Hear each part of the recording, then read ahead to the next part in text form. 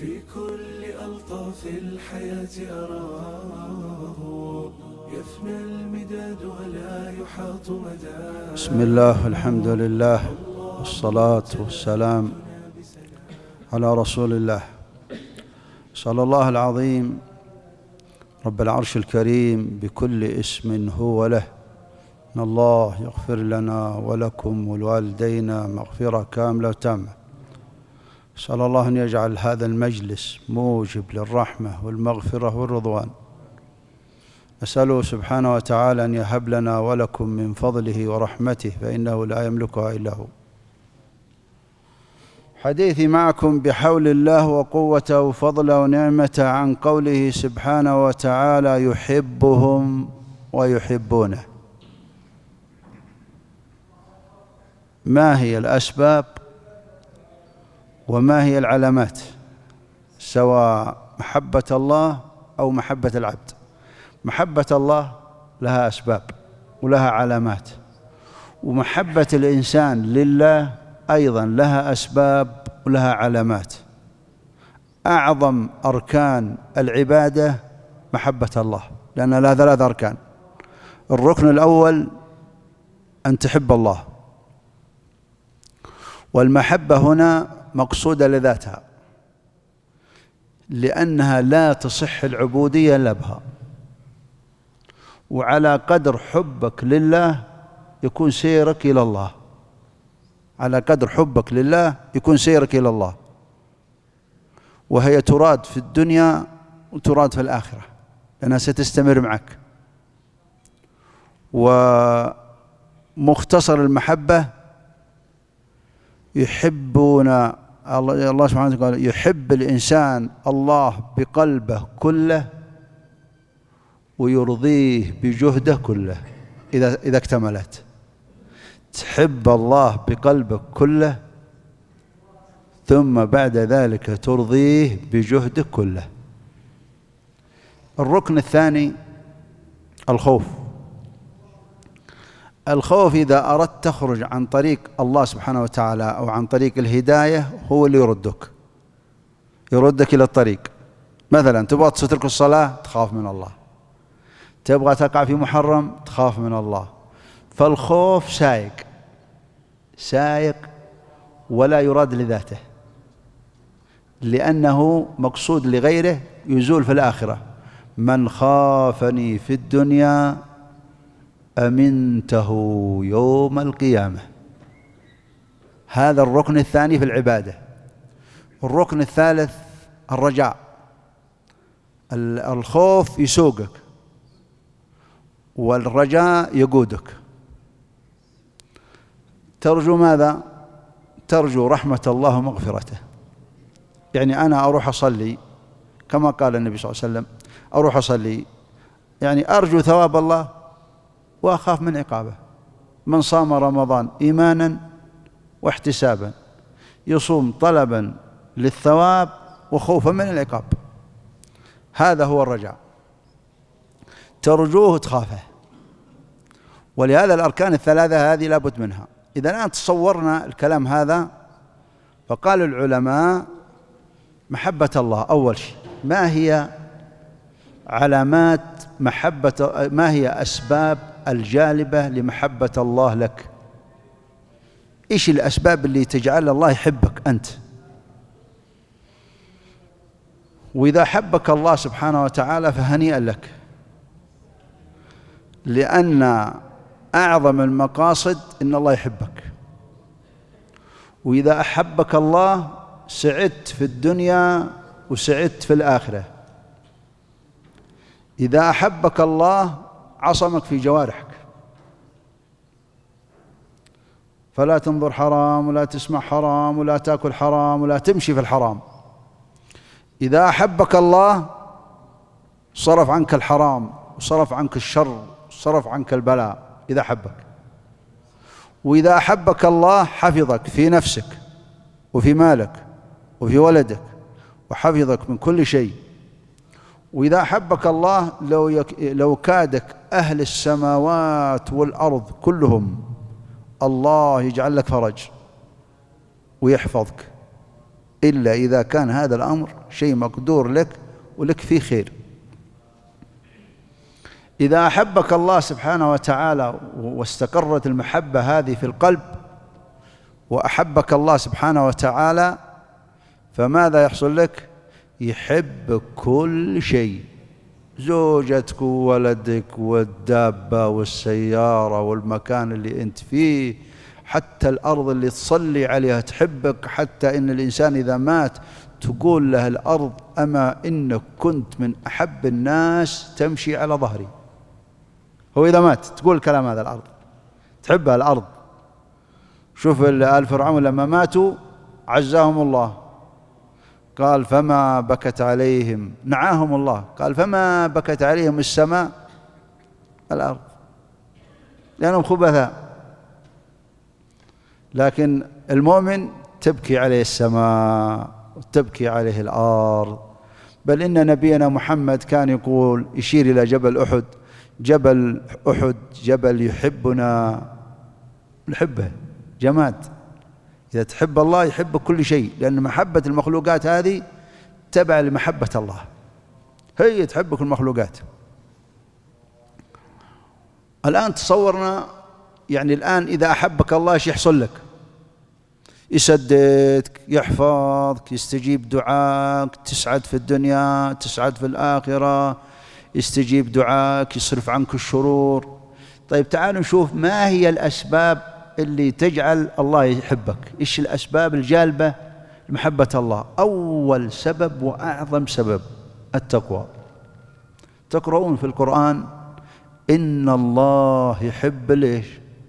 المتقين، ويحب الصابرين، ويحب المتوكلين، ويحب المحسنين، ويحب التوابين، ويحب المتطهرين. وما أكثر الآيات اللي تدل على، لكن كلها ترجع للسبب الأول، إن الله يحب المتقين.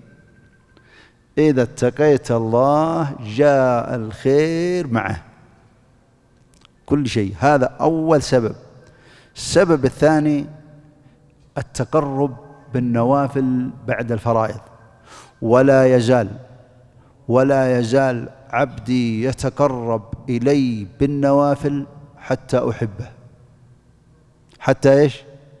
صلاة النوافل، السنن الرواتب، قيام الليل، صلاة الضحى، الصيام 3 أيام من كل شهر، الصدقات، كثرة قراءة القرآن، كثرة الذكر، الأعمال هذه اللي يجريها الله على يدك من النوافل، كل ما تكثر منها يحبك الله. شوفوا قال وما تقرب إلي عبدي بشيء أحب إلي مما افترضت عليه. وبعدين ولا يزال عبدي يتقرب إلي بالنوافل حتى أحبه. وبعدين الثانية أو الثالثة طاعة الرسول. يقول الله سبحانه وتعالى في سورة آل عمران قل إن كنتم تحبون الله فاتبعوني يحببكم الله. شوف ابن القيم يعلق على الآية هذه، يقول وليس الشأن أنك تحب الله، فكل نعمة أنت تتقلب فيها هي من الله، ولكن الشأن أن الله يحبك. تبغى الله يحبك؟ إن كنتم تحبون الله فاتبعوني، اتبعوا الرسول يحببكم الله. قال فمن اتبع نبيه ظاهرا وباطنا أحبه الله. في حركاتك، في سكناتك، دخول البيت والخروج من البيت، الطعام، الشراب. طبعا محبة الرسول هي درجتين، محبة واجبة، اتباع الرسول يعني طاعة الرسول على درجتين، واجبة اللي فلا وربك لا يؤمنون حتى يحكموك فيما شجر بينهم في كل شيء، ثم لا يجدوا في أنفسهم، لا تكره شيء من المحرمات اللي حرمها النبي صلى الله عليه وسلم والله، ولا تكره شيء من الفرائض، كلها تحبها وتطيع النبي صلى الله عليه وسلم وتطيع الله ورسوله في كل صغيرة وكبيرة. وهذا الأول الواجبات، والثانية المستحبات اللي هي الفضل، دخول المنزل، الخروج من المنزل، الركوب بالسيارة، الطعام، الشراب. كيف؟ والله أني أذكر واحد من العلماء وهو في مرضه الشديد، مرض شديد، وهم ينقلونه للمستشفى، ولما نزلوه من فوق السرير لبس نعليه، فلبس الشمال قبل اليمين فخلعها. فيقولوا لأولاده: يا ابن الحلال أنت معذور. عيا ورفض إلا يلبسها على السنة، ويلبس اليمين قبل الشمال، خلعها علشان يطبق السنة. وكل ما تطبق السنة في صلاتك، شوف، في الصلاة فيها سنن كثيرة، بقدر ما تطبق هذه السنن في الصلاة تنال رحمة الله، وكل ما تترك تضيع، تروح عليك حسنات كثيرة. والصيام كذلك، والحاج. يعني شوف الحج يدوروا لك كيف يخرج، إذا قالوا لك سنة خلاص انتهت، ما عاد أحد يلتفت لها، إلا إذا كان فيها دم وكذا تجده يهتم بها. ما فيها دم وقالوا سنة،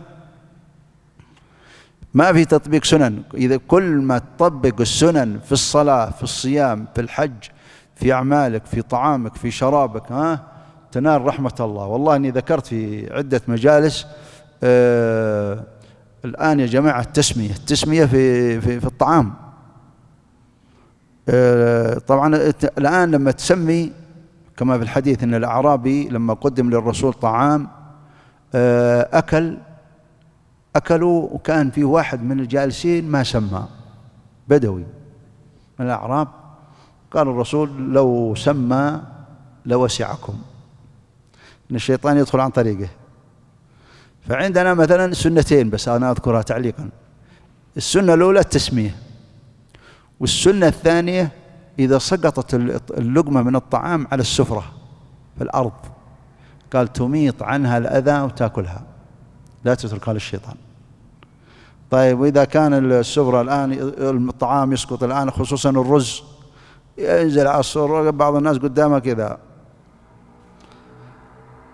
فبعض العلماء استضافه بعض الفضلاء شاف العالم هذا يلقط الحبة الرز من على السفرة، يأكلها حبة حبة.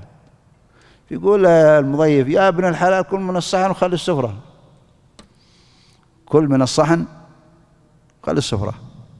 هو علشان اللقمة هذه إذا تركتها يأكلها الشيطان، إذا أكلتها ما يأكلها الشيطان، وإذا تركتها كلها الشيطان، يعني كأنك ما سميت. شفت كيف؟ إذا خصوصا هذا اللي ينزل على السفرة طعام كثير. هذه العلامة الثالثة، اتباع النبي. كل ما تحب الله تتبع الرسول، وبقدر اتباعك للرسول يحبك الله. وشوف كم الواحد عندنا من المخالفات في السنن، كم يخالف. ننتقل علامات محبة الله للعبد. الآن ذكرنا الأسباب، تروها أسباب كثيرة، لكن أنا ذكرت 3 علشان ننتقل للموضوع الثاني اللي هو حب العبد لله. علامات محبة الله للإنسان: أول شيء يحميه الدنيا، إذا أحبك يحميك الدنيا. إن الله إذا أحب عبدا حماه الدنيا كما يحمي أحدكم مريضه من الطعام والشراب وهو يشتهيه. والله إن في امرأة يا جماعة، طبعا تعرفون الآن اللي يشرب من القوارير الموية، إذا شربت موية وبقي فيها ربع، بقي فيها نص، طبعا ما أحد يلتفت ولا أحد يشربها مرة. فتقول هي لما مرضت وفي المستشفى منعوها ما تشرب ماء، من الماء بالذات ما تشربها. هي تقول: والله إني كنت أشوف نص القارورة، ربع القارورة قدامي، ودي أشرب الماء هذا حتى لو كان ربع، ولو قد شرب أحد قبلي. قالت مستحيل كنت أشرب ورا واحد، أو في قارورة بقي فيها ربع كذا ما أشربها، مستحيل. قالت لما مرضت واشتد بي المرض تغير الحال. شفت كيف؟ إذا ضاقت راحت المثاليات هذه. يقول تبقى تأخذ ما تيسر. ولهذا سبحان الله أيها الكرام، الشاهد من هذا، شوف أهله يمنعونه من المال لأنه مريض هو. وعاد تعرفون الآن الأولاد إذا هم عندهم سكر، الأولاد الصغار ما عنده وعي إن السكر هذا يضره، تجد أهله المرافقين له يمرضون زيه، يتابعونه ويلاحظونه، لا يأكل حلاوة، لا يأكل حلال، لا يأكل ملبس أكيد، وإذا شاف الأولاد يشربون عصير يبغى يشرب، وإذا شاف الناس يبغون يأكلون يبغى يأكل، وهو ما عنده وعي إن السكر هذا بيأثر عليه. فسبحان الله يا جماعة، شفت كيف الله إذا حبك حماك الدنيا. شوف كيف وصف الله في سورة صاد: إنا أخلصناهم بخالصة ذكر الدار. اللي يحبهم يعلق قلوبهم بالآخرة ويعرضون عن الدنيا. كيف الآن تقاطعنا، تهاجرنا، تشاحنا بسبب شدة حبنا للدنيا. العلامة الثانية الابتلاء، إذا أحبك ابتلاك اختبرك. إن الله إذا أحب قوما ابتلاهم. قالوا والله يا رجال، الرجال هذا والله إنه ما أدري إيش سوى، كل يوم عنده مشكلة، ما هم يقولون والله إن الله يحبه ويبتليه، لا والله يا رجال هذا، خصوصا إذا في خير. عاد إذا هو إنسان ما يصلي، وهذا معروف إن الإنسان إذا خرج عن منهج الله نجيه من بلاوي. هذا الإنسان اللي ما يصلي ولا يصوم هذا يحبه الله. إن الله إذا أحب قوم ابتلاهم. وكان السلف يفرحون بالبلاء كما نفرح بالرخاء، يفرحون بالبلاء لأنه من علامات محبة الله لك. يبتليك لابد، إذا أنت فيك خير لابد يمتحنك. شوف كيف. ولهذا شوف لما قال الغلام في قصة عبد الله بن الثامر في قصة أصحاب الأخدود، لما قال إني وجدت دابة حجزت الناس، قال اليوم أعرف أمر الراهب خير ولا أمر الساحر خير. قال فأخذ حجر من الأرض وقال اللهم إن كان أمر الراهب خير لك من أمر الساحر فاقتل هذه الدابة. رمى ماتت، وراح أخبره قال يا بني إنك اليوم أفضل مني وإن الله سيمتحنك. وبس آمنا. وتقرؤون في أول سورة العنكبوت: أحسب الناس أن يتركوا أن يقولوا آمنا وهم لا يفتنون ولقد فتنا الذين من قبلهم فليعلمن الله الذين صدقوا ولا يعلمن الكاذبين. لابد يمتحنك الله. ومنها إن الله إذا حبك قال كنت سمعه، كنت سمع بصره، لسانه، يده، رجله.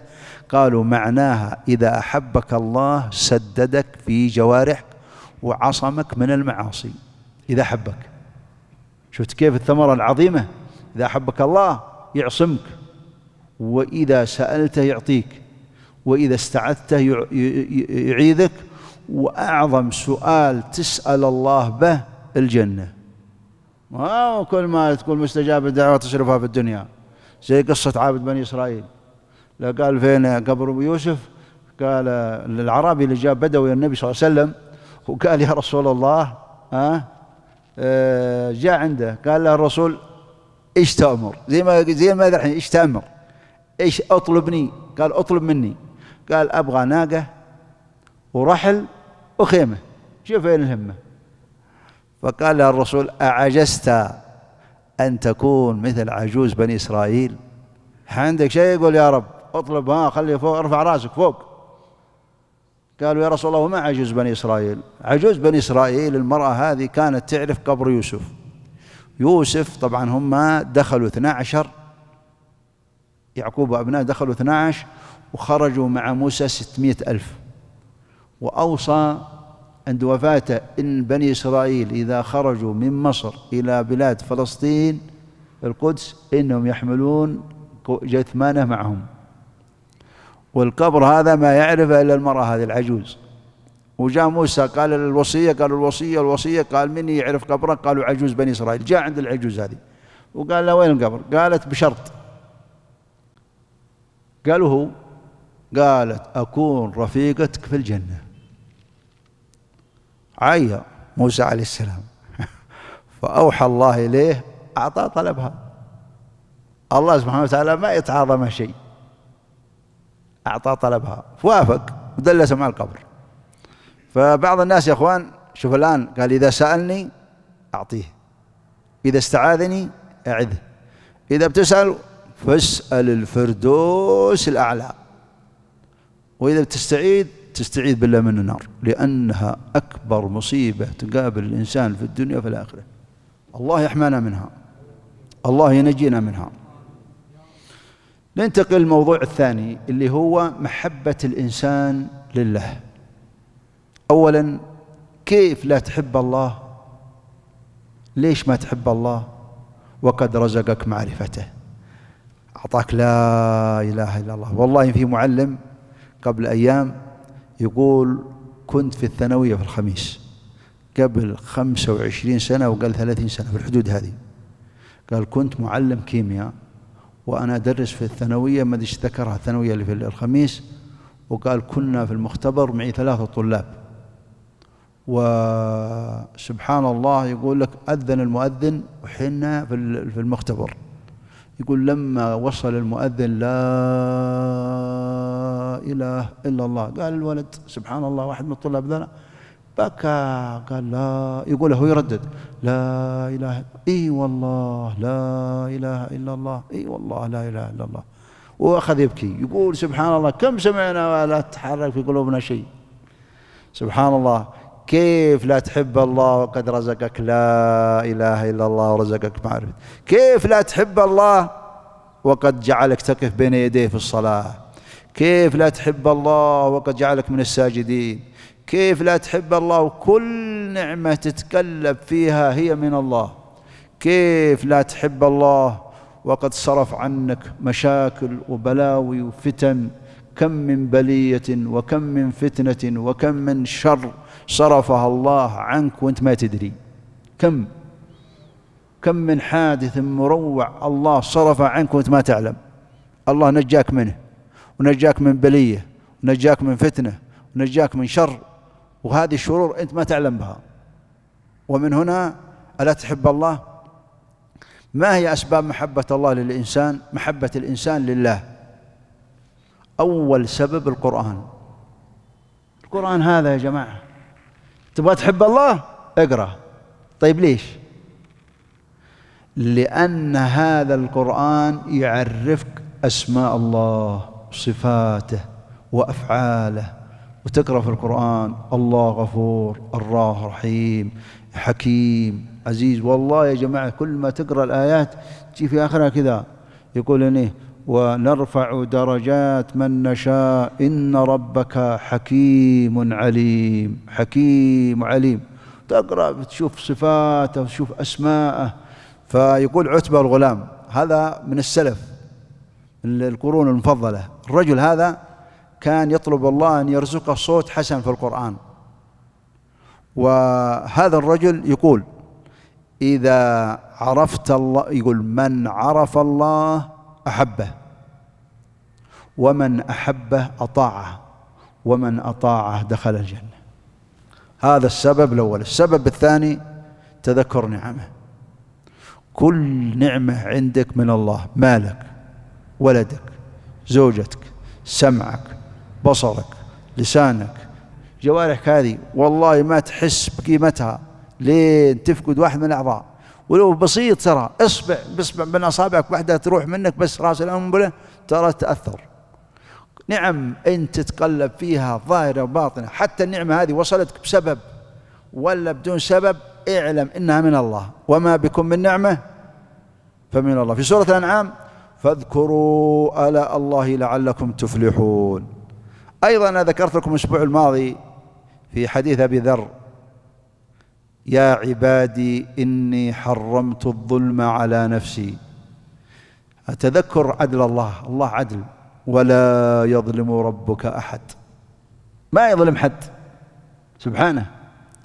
ومن هنا يقول لبيك وسعديك والخير كله بيديك والشر ليس لك. كل خير هو من الله وكل شر هو من نفسك، كما في الحديث هذا اللي ذكرته الأسبوع الماضي في آخره قال أما هو الله عدل، قال يا عبادي إنما هي أعمالكم أحصيها لكم فمن وجد خير فليحمد الله ومن وجد غير ذلك فلا يلوم إلا نفسه. أنا نسيت في الحديث حسن الخاتمة، الله يرزقنا حسن الخاتمة. يقول لك إن الشيطان إذا قلت يا رب يا رب أسألك حسن الخاتمة يقول تفطن، شيطان يقوله إذا قلت أسألك حسن الخاتمة قال تفطن هذا. واللهم اجعل خير أعمارنا أواخرها خير أعمالنا خواتمها، يختم لك بخير وخير أيامنا يوم نلقاك. الدعوة هذه مهمة جدا، إن الله يختم لك بخير. وإنك إذا كان عندك ذنوب تكون سببا في سوء الخاتمة أو عندك ذنب يوجب لك سوء الخاتمة تطلب من الله كل يوم يغفرها لك، وإن الله يعصمك منه، وإن الله يرزق حسن الخاتمة، لأنه قال ومن وجد غير ذلك فلا يلوم إلا نفسه. قبل الأخير في الأسباب قال ذكره، هي سبحان الله يا أخوان من علامة محبة الله لك ومن أسباب محبة الله لك. إذا أحب الله قوم ألهمه ذكره، كانك من الذاكرين سبحان الله الحمد لله تقرأ قرآن ليل نهار ترى الله يحبك، هذا إلهام. لأنه يقول اعلم ثم اعلم أنك لن تستطيع تذكر الله إلا إذا أذن الله لك. لن تستطيع تذكر الله إلا إذا، شوفوا الواحد إذا قام من النوم الحمد لله الذي أذن لي في ذكره. إذا صحيت من النوم ورد علي روحي عافاني في بدني تحمد الله على ذلك. فالله سبحانه وتعالى يقول لنا يا أيها الذين آمنوا اذكروا الله ذكرا كثيرا، اذكروا الله ذكر كثير. ولهذا الآية اللي قراها الإمام أظنها بالركعة الأولى وكبره تكبيرا، آية العز في سورة الإسراء، هذه الآية تسمى آية العز. وقل الحمد لله الذي لم يتخذ ولد ولم يكن له شريك في الملك ولم يكن له ولي من الذل. يعني الله ما يتعزز بأحد يتحالف مع حد ولا علشان يعاونه، لا، الله ليس له ولي معاون علشان من الذل، فهو عزيز. تسمى هذه آية العز. وكبره تكبيرا واذكره كثيرا، قل الحمد لله كثير سبحان الله كثير، علشان تفوز. آخر شيء وهي العلامتين في علامة محبة الإنسان لله. أنا أقول إني أحب الله، عندي علامتين وهي علامات كثيرة، لكن العلامتين هذه أبرزها. أول علامة لا تقدم على محبة الله وطاعة الله أي مخلوق، ولا تقدم على طاعة شيء. والله نحن كنا في هيئة الأمر بالمعروف والنهي عن المنكر قبل التقاعد، سبحان الله يا جماعة، كان في واحد في عمارة اللي جنب المسجد وهم في السقف شغالين، احنا نصلي، ما احنا ننتظر الصلاة، احنا نصلي، وهو يدقدق في هذا الخشب وأزعجنا لأن الطاقة قريبة من السقف هذا وكأنه معنا طاق طاق. طيب بالله هذا اللي شغال وقت الناس يصلون وهو شغال، هذا يحب الله ولا يحب الدنيا؟ لا تقدم على طاعة الله وعلى محبته أي شيء. قل، ولهذا هذا ترى من أوثق ما هي هذه الخصلة الثانية. ولهذا أنت إذا تحب الله ما تقدم لا على طاعة. شوف نبينا محمد عليه الصلاة والسلام، تقول عائشة كان يحدثنا ونحدثه، فإذا سمع الله أكبر ما كأنه يعرفنا ولا نعرفه، خلاص ما تحلو السواليف إلا لجأ الأذان. والله وهدف المغرب يسمونه هدف المغرب، لما أذن المغرب قامت المعركة على هذا الهدف، وذا لا يتفانون وذا يتوي من الشيطان. وهي من الشيطان، وسجلت ولا ما سجلت وش وراك؟ ما معكش، إنها كذا الشيطان ينغز الواحد.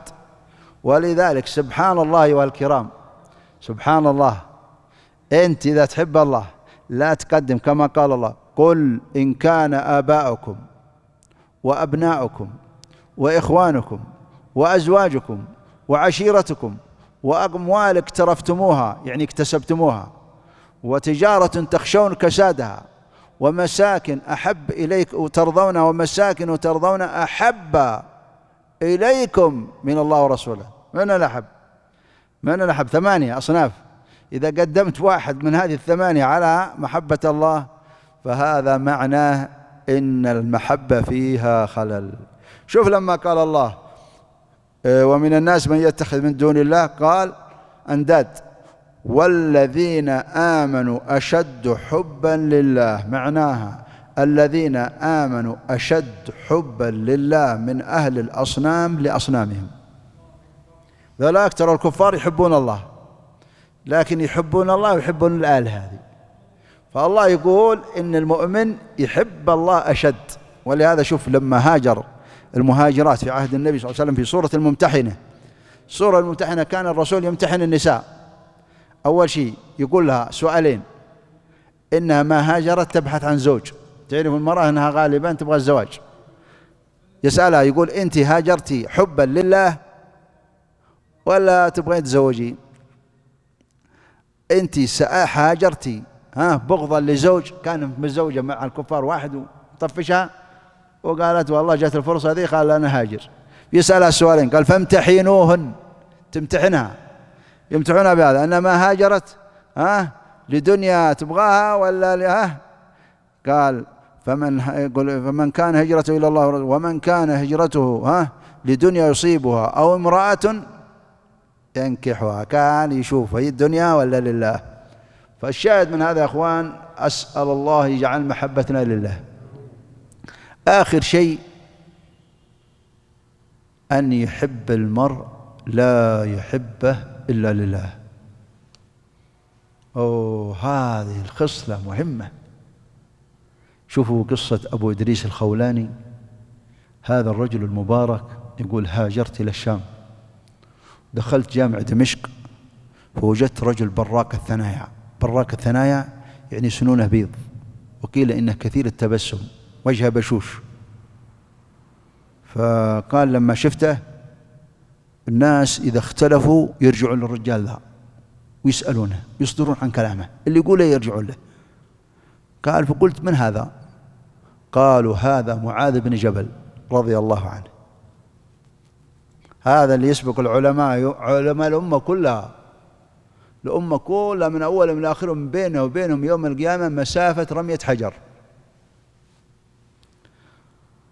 هذا الرجل قال: جيت في الليل فوجدت قد سبقني إلى المسجد يصلي.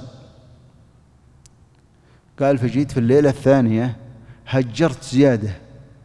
قال: جيت مبكر زيادة، بكرت. قال: فجيت قد سبقني ما بي نوم. قال: فلما صلى وانتهى من صلاته جيت من قبل وجهه سلمت عليه. شوفوا، إذا في واحد جالس في المسجد على كرسي ولا قاعد كذا ما يصلح تسلم عليه المصافحة ولا تسلم على رأسه، ما يصلح تسلم عليه من وراء.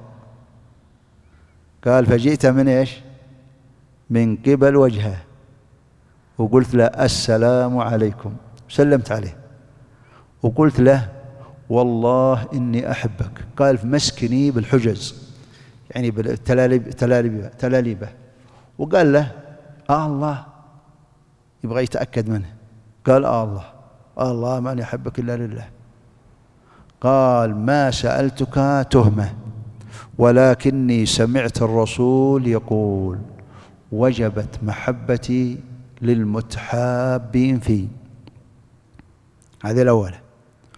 والمتجالسين فيه، والمتزاورين فيه، والمتبادلين فيه. إما التبادل هو التواضع، وإما بذل المال، واحدة منها. من وجبت محبته؟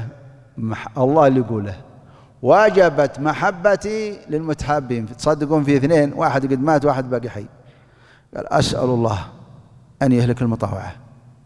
قال الثاني لا يا رجال ما هم كلهم، ولا يزيد حتى ذا يبغى يخلي نصفهم. وإيش إذا راح المطاوعة كلهم؟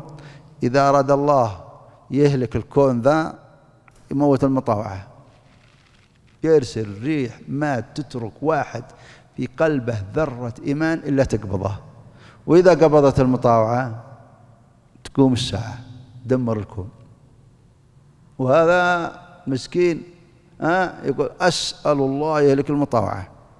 إذا مات أهل الخير طبعا شوفوا يا جماعة، قال وأن يحب المرء لا يحبه إلا لله وجبت محبتي للمتحابين فيه. تروها صعبة دي، تحسبونها لها مزاجك انها كذا تجي على هواك، ترى إذا فيه إيمان تجي المحبة، ما بها إيمان والله إذا جاك الواحد وقال والله أنا بصراحة ماني أحب المطاوعة، والله ما معك إيمان، لو تصلي حتى تنحني ظهرك، ما تحب أهل الخير ما بها إيمان.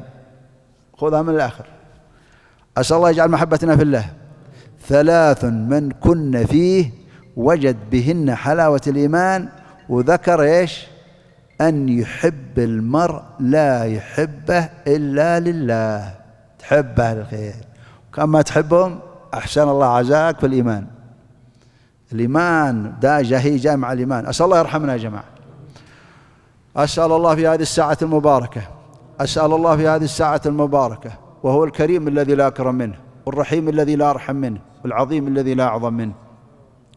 اللهم إنك أكرم من سئل، أرأف من ملك، أجود من أعطى، يا حي يا قيوم يا ذا الجلال والإكرام. نسألك لنا ولأزواجنا ولذرياتنا ولوالدينا ولأزواج ذرياتنا وذرياتهم وإخواننا وأخواتنا وأزواجهم وذرياتهم وجميع المسلمين، هب لنا جميعا رحمة من عندك تهدي بها قلوبنا، تشرح بها صدورنا، تيسر بها أمورنا، تغفر بها ذنوبنا، تستر بها عيوبنا، تصلح بها سرائرنا وظاهرنا وباطننا، وتوجب لنا ولهم بها حسن الخاتمة. هب لنا ولهم رحمة من عندك تدخلنا بها الجنة، تنجينا بها من النار. اللهم اجعل خير أعمارنا أواخرها، واجعل خير أعمالنا خواتمها، وخير أيامنا يوم نلقاك. نسألك يا حي يا قيوم حبك وحب من يحبك، وحب عمل يقربنا إلى حبك. اللهم اجعلنا ممن أحبك فأحببته، اللهم اجعلنا ممن أحبك فأحببته. اجعل محبتك أحب إلينا من أنفسنا ومن أموالنا ومن أولادنا ومن كل شيء، ومن الماء البارد على الظما يا رب العالمين. اللهم ارزقنا حبك، اللهم ارزقنا حبك يا ذا الجلال والإكرام. صلى الله وسلم وبارك على نبينا محمد.